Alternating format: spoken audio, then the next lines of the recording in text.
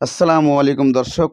আস্তে আস্তে অ্যালার্ট ডোনাল্ডকে এইভাবেই চলে যেতে দেখছেন এবং সে বাংলাদেশ দল থেকে এভাবেই চলে যাবে। পরবর্তীতে আর কখনোই দেখা যাবে না বাংলাদেশ টিমের মাহমুদুল্লাহ রিয়াদ এবং মুস্তাফিজ এদের সঙ্গে আর কখনোই বোলিং করতে দেখা যাবে না এবং তাদেরকে পরামর্শ দিতে দেখা যাবে না এবং ওয়ালাইকুম এইভাবে দর্শক। গ্যালারিতে দর্শক, বসেই আমি তার আজকে যে বলতে চাই আকর্ষণগুলো সেগুলো বাংলাদেশের আর যে দেখা বোলিং যাবে না। কোচ কেননা ডোনাল্ড কে আমরা বর্তমানে বাংলাদেশ বিসিবি দুধ দিয়ে কালসাপ পালতেছিল, তার প্রতিফলন এই বিশ্বকাপ শেষেই ঘটে যাচ্ছে। কেননা বর্তমানে যে ভাইরাল সাকিবের টাইম আউট নিয়ে সেখানে প্রতিবাদ করে দাঁড়ায় এই অ্যালার্ট ডোনাল্ড। আর অ্যালার্ট ডোনাল্ড ছিল বাংলাদেশের বেতনভুক্ত একজন কোচিং।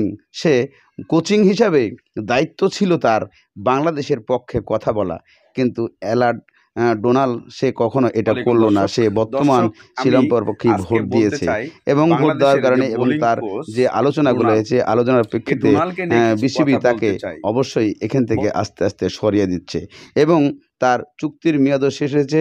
নতুন কোনো চুক্তি আর বাংলাদেশ ক্রিকেট বোর্ড তার সাথে আর করবে না। আর কখনোই এভাবে আমাদের বাংলাদেশের গুড বয়দের সঙ্গে আর দেখা যাবে না। তাসকিনের সাথে কখনো দেখা যাবে না এবং তার সাথে হাতুড়ুকেও বিদায় দেওয়ার প্ল্যানিং শুরু হয়ে গেছে। ইতিমধ্যে আপনারা জানেন দলের পক্ষে নাজমুল কথা না শান্ত বলে দলের বলেন বিপক্ষে কথা এবং বলে, কি কারণে? তাসিফকে বলেন এটাই এবং আমার তানজিন সবচেয়ে তামিম বড় বলেন, অনুরোধ সবাইকে দর্শকের কাছে, সে আপনারা ভিডিওটা শেয়ার যেভাবে করবেন। আকর্ষণকে আসসালামু আলাইকুম, নিয়েছিল ভালো থাকুন, হয়তো সুস্থ থাকুন। বাংলাদেশের জনগণের মনটা কেড়ে নিয়েছিল, কিন্তু ইতিমধ্যে টাইম আউট নিয়ে যে প্রতিবাদের ঝড় উঠেছে সেই ঝড়ের প্রতিবাদেই বর্তমানে অ্যালার্ট ডোনাল্ডকে বাংলাদেশ থেকে আস্তে আস্তে বিদায় নিতে হচ্ছে। আর কখনোই তাসকিন, মুস্তাফিজ, এবাদত এবং এদের সাথে আর কখনোই দেখা যাবে না আমাদের এই পেস বোলিং কোচ অ্যালার্ট ডোনাল্ডকে।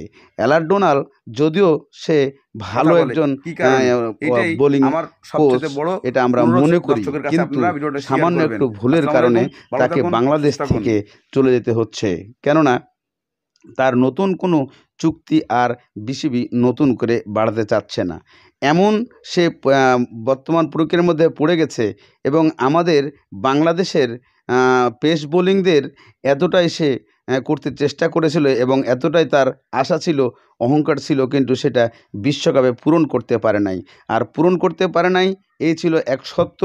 দ্বিতীয়ত হচ্ছে সে বর্তমানে শ্রীলঙ্কার পক্ষ নিয়ে কথা বলায় তাকে আর বাংলাদেশে কোনো প্রকার রাখার সিদ্ধান্তই নেই।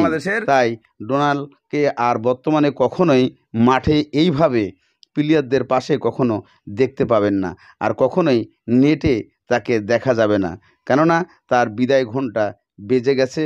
সে অবশ্যই আস্তে আস্তে বাংলাদেশ থেকে চলে যেতে হবে, এটাই মূলত তার নিয়ম। আর সাকিবুল হাসানের সঙ্গে কখনোই তর্ক বিতর্কে আর জড়াতে হবে না। আমি মনে করি যে দুধ দিয়ে কালসাপ পাশার থেকে বর্তমানে আমরা তাদের থেকে নর্মাল বাংলাদেশিদের যারা কোচ আছে তাদেরকে রাখা এর চাইতে অনেক অনেক ভালো। কেননা আমাদের বাংলাদেশে এই সালাউদ্দিন সাহেব ভালো কোচ এবং আমাদের বোলিং কোচও বাংলাদেশে আছে।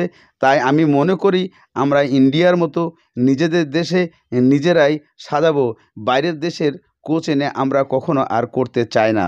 তাই বাংলাদেশের ক্রিকেট বোর্ডের বিবেচনার দিকে তাকিয়ে আমরা অবশ্যই এই ডোনাল্ডকে বিদায় দেওয়ার পরে আমাদের বাংলাদেশে যারা আছে তাদেরকে আমরা নিয়ে কাজ করতে চাই এবং কাজ করা ভবিষ্যতে আমাদের আগামী চ্যাম্পিয়ন্স ট্রফিতে অবশ্যই আমরা ভালো কিছু করব আশা এই কামনায় শেষ করছি।